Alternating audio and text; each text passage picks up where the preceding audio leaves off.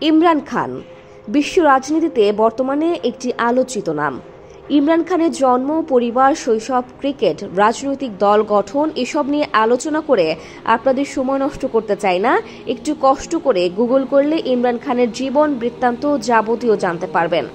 আজকের এই ভিডিওতে আমরা আলোচনা করব পাকিস্তানের রাজনৈতিক ভাগ্য নির্ধারণে ইমরান খান কতটা অবদান রাখতে পারে, মুসলিম লিডারশিপে ইমরান খান কতটা উপযুক্ত, মুসলিম বিশ্ব রাজনীতিতে ইমরান খান বনাম বিশ্ব রাজনীতি। পাকিস্তান ফার্সি ও উর্দু ভাষায় পাকিস্তান নামের অর্থ পবিত্র এলাকা বা পবিত্র জায়গা। দক্ষিণ এশিয়ার দেশটি ভৌগোলিকভাবে যেমন বৈচিত্র্যময়, ঠিক তেমনি রাজনৈতিকভাবেও এর বৈচিত্র্যতা ভীষণভাবে লক্ষ্য করা যায়।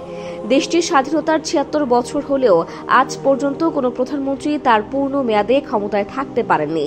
একটু পরিসংখ্যানের দিকে তাকালে জানা যায়, নওয়াজ শরীফ ২ বছর, মীর জাফরুল্লাহ খান জামালি ১৯ মাস, চৌধুরী সুজাত ২ মাস, শওকত আজিজ ৩ বছর, ইউসুফ রাজা গিলানি ৪ বছর, রাজা পারভেজ আশরাফ ১ বছরের কম।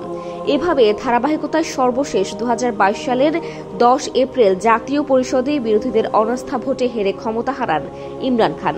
একবার উপলব্ধি করুন, একটি দেশের রাজনৈতিক অস্থিরতা কতটা উদ্বেগজনক হলে কোনো প্রধানমন্ত্রী তার পূর্ণ মেয়াদে ক্ষমতায় থাকতে পারে না। রাজনৈতিক বিশ্লেষকদের মতে পাকিস্তানের এই রাজনৈতিক চরম অবস্থার পেছনে অনেকাংশে পাকিস্তান আর্মিকে দায়ী করেন। একদিকে অর্থনৈতিক দুরবস্থা, অপকাঠামোভাবে অনুন্নয়ন, রাজনৈতিক বিশৃঙ্খলা, অনবরত সন্ত্রাসী হামলা, বিভিন্ন বৈদেশিক ঋণে জর্জরিত দেশটির জন্য আশীর্বাদ হিসেবে আবির্ভূত হন ইমরান খান। ২০১৭ সালের শেষে ইমরান খান ক্ষমতায় আসার আগে পাকিস্তানের জিডিপি প্রায় ৩০৪ বিলিয়ন ছিল।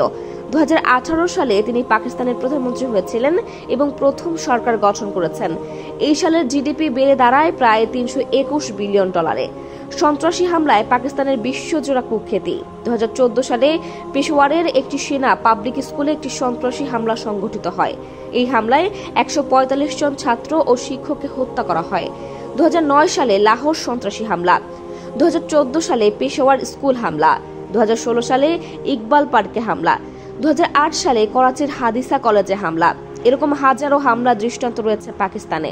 তবে মজার বিষয় হচ্ছে, ইমরান খান ক্ষমতায় আসার পর পাকিস্তানের সন্ত্রাসী হামলার পরিমাণ অনেকটা আশ্চর্যজনকভাবে হ্রাস পেতে থাকে।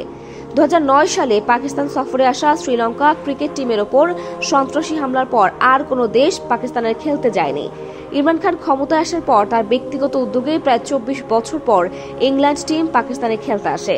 ইমরান খানের অন্যান্য সাফল্যের মধ্যে এটি একটি অন্যতম যে পাকিস্তানের মাটিতে আন্তর্জাতিক ক্রিকেট ফিরেছে। টালমাতাল দেশটির অর্থনীতি যখন একটি ধ্বংসস্তূপে পরিণত হয়েছে, ইমরান খান সামনে থেকে নেতৃত্ব দিয়ে দেশটির অর্থনীতিকে ধীরে ধীরে সমৃদ্ধির পথে নিয়ে গিয়েছে। ইমরান খানের সময়ে দেশটির নারী শিক্ষার হার পূর্বের চেয়ে প্রায় ৪% বৃদ্ধি পেয়েছিল। ইমরান খানের আরেকটি উল্লেখযোগ্য বৈশিষ্ট্য হল লিডারশিপ বা নেতৃত্ব।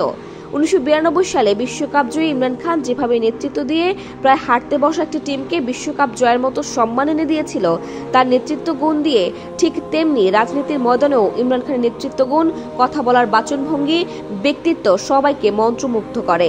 ইমরান খান শুধু পাকিস্তানের রাজনীতিতে সীমাবদ্ধ ছিলেন না, বিশ্ব মুসলিম নেতৃত্বেও ইমরান খানের পদচারণ সুস্পষ্টভাবে লক্ষ্য করা যায়।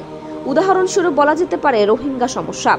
তথাকথিত জাতিসংঘ এবং পশ্চিমা মোড়লরা যখন রোহিঙ্গা ইস্যুকে পাশ কাটিয়ে চলার চেষ্টা করেন, তখন ইমরান খান অন্যান্য নেতার মতো চুপ ছিলেন না। তিনি রোহিঙ্গা সমস্যার সমাধানের জন্য মিয়ানমার সরকারের প্রতি বিভিন্নভাবে চাপ প্রয়োগ করতে থাকেন এবং মুসলিম নির্যাতনের প্রতিবাদ জানান।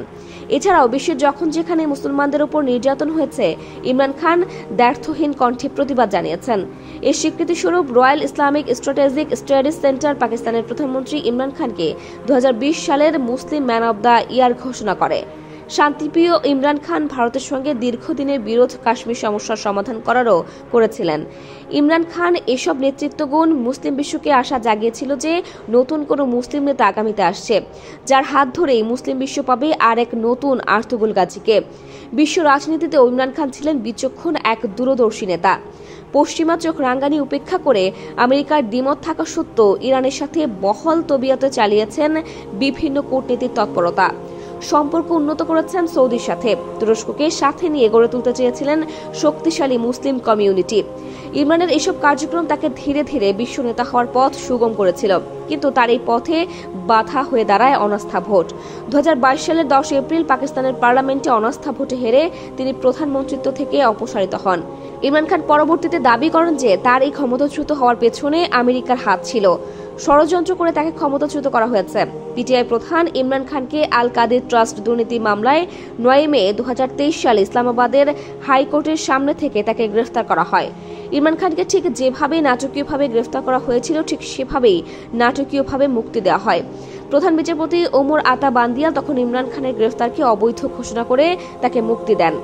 ইমরান খানের পুরো জীবনকে গ্রাফ চার্টে বসালে দেখা যায় সম্ভ্রান্ত মুসলিম পরিবারের জন্ম, পাকিস্তান ন্যাশনাল টিমের ক্রিকেটার, এরপর ক্যাপ্টেন, ক্রিকেট ক্যারিয়ার পরবর্তী নওয়াজ শরীফ প্রস্তাবিত রাজনৈতিক দলে যোগদান প্রত্যাখ্যান, পিটিআই প্রতিষ্ঠা, ধারাবাহিকভাবে প্রধানমন্ত্রী হওয়া, ক্ষমতাচ্যুত, গ্রেফতার, মুক্তি। মোট 3 বছর 7 মাস 23 দিন পাকিস্তানের প্রধানমন্ত্রী হিসেবে দায়িত্ব পালন করেছেন ইমরান খান, অর্থাৎ 43 মাস 23 দিন ক্ষমতায় টিকেছিলেন তিনি। সব মিলে ইমরান খান 1332 দিন ক্ষমতায় ছিলেন। 3 বছরে তিনি যে চমক দেখিয়েছিলেন তা পাকিস্তানের ইতিহাসে কোনো প্রধানমন্ত্রীর পক্ষে সম্ভব হয়নি। একজন নেতার যতগুলো গুণাবলী থাকা দরকার সবই তার মাঝে বিদ্যমান। এখন সময়ের অপেক্ষা, দেখার পালা ইমরান খান আগামী নির্বাচনে কিভাবে সিউ আসনে প্রত্যার্পণ করবেন। এই কারিশমাটিকে লিডারের দিকে তাকিয়ে পাকিস্তানের অসংখ্য জনগণ, সেই সাথে পুরো মুসলিম বিশ্ব, কি আছে এই নেতার ভাগ্যে? তিনি কি পারবেন আবার সেই 92-এর বিশ্বকাপের মতো হারতে থাকা দলটার মতো নিজেকে জয়ী করতে? সব প্রশ্নের উত্তর জন্য অপেক্ষা শুধু সময়ের। আপনার চোখে ইমরান খানের ব্যক্তিত্ব, রাজনৈতিক দৃষ্টিভঙ্গি কেমন লাগে? ভবিষ্যতে ইমরান খানকে কিভাবে দেখেন জানাতে ভুলবেন না।